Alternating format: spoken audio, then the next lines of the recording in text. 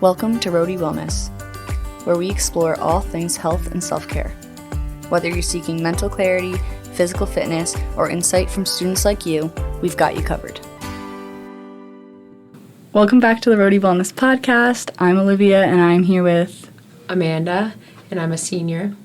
I'm Cassandra, and I'm a sophomore. And today we're going to be talking about vaping and the journey to quitting. So how did you guys first start vaping? So I started when I tried it for the first time, I want to say, when I was in 8th grade. And then I really started doing it freshman year of high school. Yeah, I was like about 13, and I guess like everyone else was doing it. And then it like helped me calm, so then I just continued doing it. So would you say that you started to do it to more fit in with everyone or to have something like to do with your friends? Or was it more just you were interested in it and you started doing it individually? I would say that in the beginning it was because I was so young. I was like, oh, this seemed fun and like a fun idea. And then as it started to progress, it slowly became more of like a shameful thing. So it started out as like a social, like, oh my gosh, this is what everyone else is doing. And then it slowly became a, how do I hide this from everyone? I think for me, it was less of a social thing. It was more like a stress reliever. For me, there was like a lot happening during that time of my life. So it was just like helping me instead of doing other things. I could just rip my vape and then there you go. Yeah. So when did you realize that you were addicted? I would say I probably realized when I think I knew throughout high school, but I didn't really care because everyone was. But I think I started to know right before COVID or probably during COVID when we couldn't go to the stores and buy any, and I was like itching my skin. I was like freaking out. And also just going to school, if I forgot it, I would drive home, call my parents, be like, hey, I don't feel well. Can you take me home just so I can go get it? And I was like, that's probably not healthy. Yeah, I think it's like the same thing for me, like during COVID, like you couldn't really go out and buy one. But then also I was like going through a vape maybe in a week or two. So then I was like, I'm going through these very quickly right now. Yeah. That is not good. Yeah. COVID was like a slap in the face. I was panicking. Well, that's good, I guess, that like it was a Yeah. good thing to like wake you up. No, But it was. I don't think I would have gotten out of it if it wasn't for COVID, to be honest. were there any other specific symptoms that you guys, I know you said like itching your skin, Amanda, but anything else that was like a sign of addiction? I would say there was plenty. I would get like nauseous, like the headaches, lack of appetite, and just anxious. Like I've never been more anxious in my life. When I thought it was like helping it would for like that 1 minute where you get that buzz, and then I was like, it's gone. How do I get it back? How do I get that buzz back? Yeah, I feel like the buzz would be like shorter and shorter, and then I would have to do it more and more to get that buzz to stay longer. Like the mornings when were the best, and then through the day it was like you just kept hitting it hoping that it would give you like the best buzz to relax. So it was like you built up a tolerance at that point? Yeah. Yeah. And why did you want to quit? I know you said like kind of out of necessity with COVID, but was there any other motivating factor? So I quit last year, so it was more like I wasn't home anymore and there wasn't the place where I usually get it from, and I didn't really trust the plugs, I guess, around here. So then I was like, okay. And then I was like, it's so expensive. I'm spending like $20 every like 2 weeks, and yeah. Yeah, I think it was like January 2021, and I was like, this is not serving me. And so I wanted to do it as like a New Year's resolution, but that failed. And I think that's like my biggest advice is like, it's not linear. I've quit so many times before for like a week. Maybe one time I made it to like a month, but I'd always go back to it. So it wasn't until I think like I passed out one time from it, and then I was like, how do I tell my parents that it wasn't just because I didn't feel well? And I was just ashamed, and I feel like all my siblings kind of like were mad at me that I did it. So I just kind of was like, I can't go into college vaping or else I'll never quit.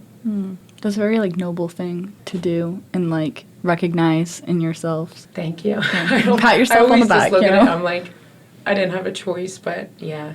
But addiction's like hard to overcome, and at the end of the day, it's an addiction, you know? Yeah. Amanda, we were talking previously about how in your journey it kind of started as something to do and then it turned into like an addiction. Do you have anything more to speak about that? Yeah, I think it wasn't until I was like laying in bed with my sister one night. We were just watching a movie and I had it next to me and she was just like, that's so disgusting. Like, why would you do that? Like, you think it's so cool, all this stuff. And I just bursted into tears and I was like, this is the last thing I want. It is not, like, there's such a stigma that we think it's cool, but it's like, no, it was like my lifeline. That was the thing I relied on. It was like my best friend. It was the only thing that was there for me in the hard times, there for me in the good times, everything. And to try to break away was like trying to tell your family or tell your boyfriend or whoever and be like, I don't want you in my life anymore. And it was honestly like the hardest thing I've ever done in my life because I was, oh gosh, I was so addicted, I can't even explain. So yeah, I would just say that, like if I were to say advice, I would say like keep trying even if you keep messing up because I've tried like 12 times and it finally stuck the one time. So just keep trying. And it's so cliche, but it's so true. How long was it like easy for you to stop? I think it was more like, well, I couldn't really afford it anymore. But I was very much fiending last year. Even like when I went home and I quit, like I was like maybe like 4 months in and I'm home, so then it's right there. Yes, that. But then, yeah. Obviously there was the lows of quitting. But then like I felt the best I've ever felt. I could breathe more, I feel like. Breathing was a lot easier after quitting. I actually breathe better without it. No, I completely agree with that. Everyday activities became so much easier, like going on a walk and Yeah. things that you didn't realize were hard to do when you vaped. Is that what continued to motivate you to like not continue vaping? No, yeah, definitely. And I also had like an app that helped just like remind me that like, whoa, look how much money you're saving. Look how many days, minutes, hours, stuff like that it's been. And also, I do want to say, don't listen to people who say it's so easy and stuff like that. Like, everyone's experience is different. Some people could just quit cold turkey and never do it again. Just because someone's experience is easier doesn't mean that, like, yours isn't harder. Definitely don't compare yourself because no one is equal. That was, like, the biggest thing I did. I was like, why is it so hard for me? I did the patches and so many other things, and I was like, why does no one else have to do this? Mm-hmm. But then I was like, it just makes you more grateful that you were able to do it. So give yourself the appreciation, I would say, I guess. Yes, yeah, definitely. Also, going off of that, was there anything else that you did specifically to quit? Yeah, I did the patches. I would like drink soda or something because I usually don't. So not that like I kept up with that, but like just trying to reward myself in little ways. I had the disposable ones, I don't know. And like when the battery's completely dead, sometimes in the beginning I would inhale like the nothing, it was off, but I could still taste it a little. Even though that's not what you want to do, like that's a great way to start. So you still feel like you're getting the flavor, but it's dead, nothing's happening. Yeah, it's a good way to wean yourself off too, because like you said, some people it's not going to be successful if you try to quit cold turkey. Yeah. And so, like, something's better than nothing, you know? Yeah, I really recommend the patches. They helped a lot. What about you? I quit cold turkey, but, like, it was definitely hard on me, like, physically and mentally. Because then that's, like, all I was thinking about for a month straight. And I was like, I can't go back. And then also, I'm not gonna lie, my mom found a drawer full of mine. Same when here. I was home, and she didn't even get mad at me. It was just like the disappointment, and I didn't love that feeling. So I was like, I don't want her to ever find that again or like see that again. So I feel like that was also a big motivation to quit. It's just like I don't want that feeling of like, oh, like I'm not mad at you, but like you shouldn't be doing that. Yeah, sometimes you have to like hit rock bottom in the sense that you're like, oh, like that was my big thing too. My parents found out and they were just like, really? Yeah. Like, and you've been like hiding this? And it was like, oh, they always do say like disappointment hurts more than anger. And it's very true. Yeah, because my dad started when he was like around when I started, so like 13ish. And my mom's like, he did that, and you see that he's still doing it. Like, you don't want to be like that. Yeah. I was like, yeah, you're right. Those personal relationships are a big motivating factor for people. Mm-hmm. So if it's hard to do it for yourself, like if you find someone else to do it for. Yeah, I also, just to real quick go off of that, I also found that like telling people and being like, I like picking people who you spend a lot of time with to also hold you accountable, because I had, like, my brother did it and we would always do it together because we were the only ones in the family. Or even like some of my friends at school, they would like, they'd be like, here, let's go in the bathroom and hit our vape. And I it wasn't until I told them, like, listen, I have a problem, or not even that, just like, I don't want to do this anymore. Like, it's hurting me, it's making me upset. So can you hold me accountable? And you don't have to quit with me, but can you help me quit? And it wasn't until I made it clear in words that it really was like having their support, and also being honest with my family. Like, hey, I know you're disappointed in me, but I am trying to quit, so can you help me? So yeah, just designating people to kind of be your support. Yeah, accountability partners are very powerful in like many different senses, but definitely in addiction as well. Mm-hmm. Yeah, like, I would, like, tell my friends, like, I need to go back. Like, I'm going to, like, that gas station right now. And they're like, no, don't. Like, you don't need it. Like, we can do something else instead, but don't go to the gas station right now. You don't need Too it. familiar with that. So do you guys still struggle with Nick cravings after you've quit? I would say the first year was like really bad. And it wasn't always. I would have good weeks, I would have bad. I would say that drinking makes the cravings always there. Like, if I go out drinking, and I mean just one drink or anything, I notice that that has kind of made my cravings kind of go up. And now that I'm like 22, it's part of my social life, but I have to be aware that if someone has nicotine around, just knowing that, like, don't surround yourself as much. I don't know if that's what I'm, like, the right word, but like, I don't get it as strong as I used to, but there are scenarios that I'm like, oh, I remember what that felt like. But to be honest, now I kind of have more of a negative attitude towards it, and I see it and I'm like, oh, I remember how bad those headaches were. I just remember all the bad things, to be honest, now. Whereas in the beginning, I was like reminiscing, and now I'm so happy I'm not near that.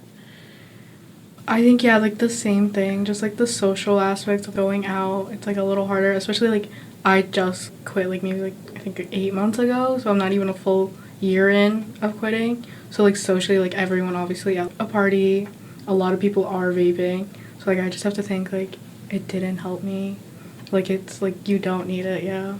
Yeah, it's just repeating those words, really. Yeah. I would say that I'm one of the only people in my friend group who doesn't do it, so that can be challenging.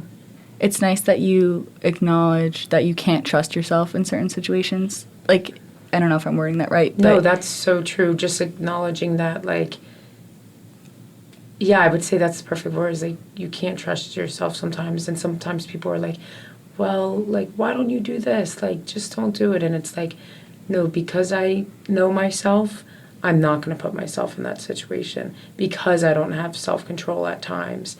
So I'm, instead of trying to push through it and act like I can handle it, just removing myself from the situation altogether. yeah, and those boundaries are really important. So that's very good that you recognize that and acknowledge that and honor that in yourself as well. So I know both of you said that vaping helped deal with like your anxiety. How do you deal with that now that you don't vape? I think for me, I started opening up more to my friends, because I used to, like, not at all. I wouldn't tell anybody about what's going on in my life. Like, they would think, like, I'm, like, perfectly fine. Like, everything's perfectly fine with her, because I was vaping. So it was, like, that was my coping mechanism with everything. Like, if I failed a test, oh, well, I have my vape. I don't have to tell anyone that I did. And then, yeah, like, my parents went through a divorce. I didn't tell any of my friends until maybe, like, 2 years later, I would just lie. And then, but like I had a vape, so then that was who I was like telling, I guess. And then, yeah, it was just very much like my coping. The person that was like with me all the time, I guess, that was helping me. No, I completely agree. It was like, I had the same thing. It was just kind of like a way to be like, yeah, like your support person, like everything's going to be okay. And I also kept things in, and there was things going on in my personal life that was just kind of erupting. But my like security blanket was my vape. Yeah. And then afterwards, I too started like kind of opening it up. I realized how big of like a secret I kept it personally to people and everyone, that once I was able to open up and be like, I have a problem, this is what I do, and I want to stop it, then it helped me open up about more things. And so now, like, instead of my vape, the people I like trusted with helping me quit are now my security blanket in a sense. No, I feel the exact same way. We had this like subconscious friend that once like it was gone, it was like, oh, can handle like situations like realistically rather than by hitting something. It was the emotional support vape. Yeah, literally. Instead of like an emotional support dog, it was my emotional support vape. Yeah. Yes. Was there anything surprising during your process of quitting or after you quit that you didn't realize would be an outcome of quitting?